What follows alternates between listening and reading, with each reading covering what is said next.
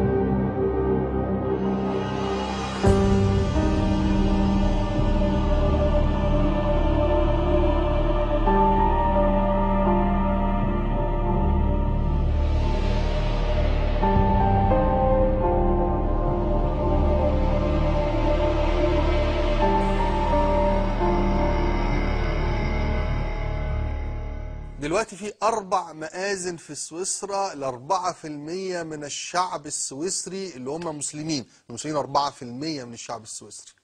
عظيم. طبعا مفيش بنى لمآذن، إنما حقيقة الأمر إن مفيش هدم المآذن. خليني بقى أبدأ من هنا مش من هناك، باعتبار إن نحن هنا. تعالى نتخيل ان احنا عملنا استفتاء بين الشعب المصري حول سؤال واحد، ارجوك استحمل اللي هتسمعه.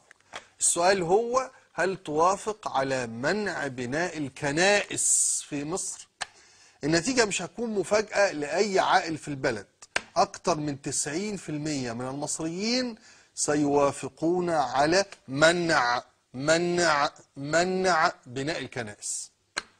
عشان المسألة تبقى واضحة لازم أقول إن بمناسبة الصيحات الاحتجاجية التي تصدر والمنددة بسويسرا بعد موافق الشعب السويسري بنسبة 57% على منع بناء المآذن في بلادهم.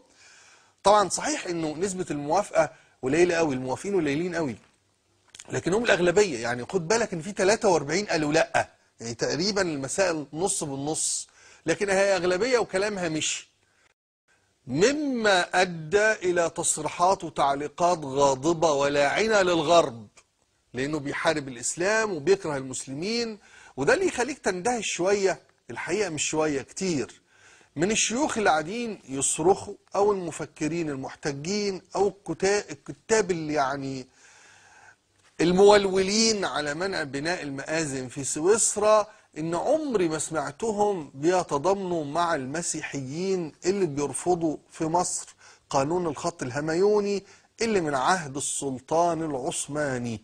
الخط الهميوني اللي بيقيد ويقلص ويعقد بناء الكنائس في مصر. طبعا هتقول لي هو في حد في مصر بيمنع بناء الكنائس؟ طبعا هرد عليك بقول لك ايه، انا مش سويسري، انا مش سويسري، انا عايش في مصر. قول لي اسم محافظ واحد يجرؤ على الموافقة على بناء كنيسة جديدة. ولو انت الحقيقة، وفي كتير من مشاهدينا الأعزاء وبيتفرجوا عليا دلوقتي إما غضبانين أو منزعجين أو هيحولوا الريموت كنترول، لكن انت عايز تصدق ان الدنيا هنا فيها حرية دينية وبناء كنائس، انت حر. لكن الحقيقة احنا بنعاني من انفصام حاد للشخصية المصرية، عايز اقول لك للعربية والإسلامية بشكل عام، او يمكن العربية بس. ليه؟ نقعد نغلي ونتضايق ونتنرفز ونغضب لما يمارس الغرب شيئا من التعنت او التطرف تجاه المسلمين، والغرب بيعمل ده فعلا. لكن احنا نغض البصر، نطنش يعني، نتغافل عن التطرف ضد المسيحيين او البهائيين او حتى الشيعة. يعني اي حد غير الاتفاق العام للمسلمين السنة في مصر مثلا، والباقي كله يروح في 60 بتاع. اي مخالف لنا في العقيدة بل وفي المذهب على طول نعمل فيها صناديد قريش، على طول يبقوا هم مخالفين مارقين كافرين يستاهلوا الحرق، زي ما حصل محاولات لحرق بهائيين بالفعل. الله، إذا كان يا جماعة منع بناء المآذن يتنافى مع قيم الغرب وقيم سويسرا تحديدا اللي هي قيم عن التسامح يعني، ويمثل بالفعل انتهاك حقيقي للحرية الدينية اللي بيطالب بها المسلمين الحقيقة في الغرب، لكن لما تبقى في الشرق يرفضوها ويطنشوها ويتجاهلوها.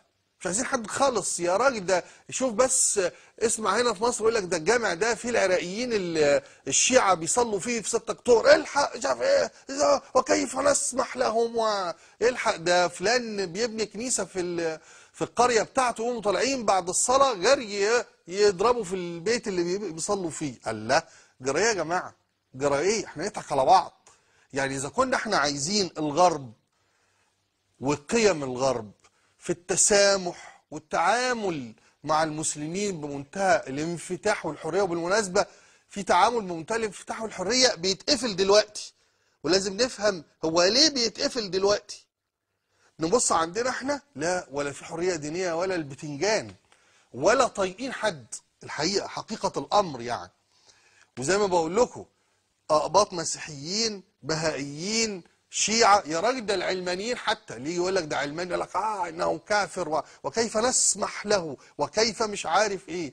ده احنا كمان مش طايقين النقاب، واحدة عايزة تتنقب ولا عايزة تتنقب ومش طايقين النقاب. الله، في ايه؟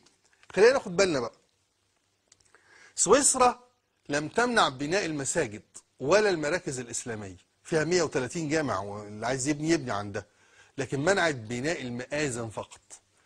تاني حاجة ان الدين الإسلامي ما يعرفش مأذنة، ولا هي موجودة في قرآن كريم ولا في سنة نبوية شريفة. ومن ثم يا جماعة المئذنة لا هي من أصول الدين ولا من ثوابت الدين ولا من شروط إقامة الصلاة أو شرعية المساجد. وخليك فاكر في عرضك إن جماعة أنصار السنة اللي هم لهم علاقات واضحة بالفكر والمذهب الوهابي في السعودية مش هقول بيحرموا، بس بيمنعوا بناء المآذن في مساجدهم.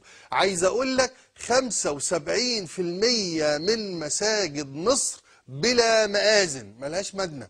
ها؟ الاسلام كمان يا جماعة زي ما قلت وهقول دايما ما يعرفش الميكروفون. الميكروفون اختراع غربي اجنبي منه لله اللي اخترعه، لكن مش عارف سر تعلق المسلمين فعلا بالميكروفون، لغاية ما أنا عندي إحساس إن هم بيقدسوا الميكروفون. وعشان كده لا يوجد قانون ينص أو عرف أجنبي على المسلمين عدم تشغيل الآذان في الميكروفون إلا هذه الأيام، لأنه في الآخر مش عايزين هم يعني مش ضد قيم الإسلام، هم ضد قيم إنك أنت تعلي صوتك. ها؟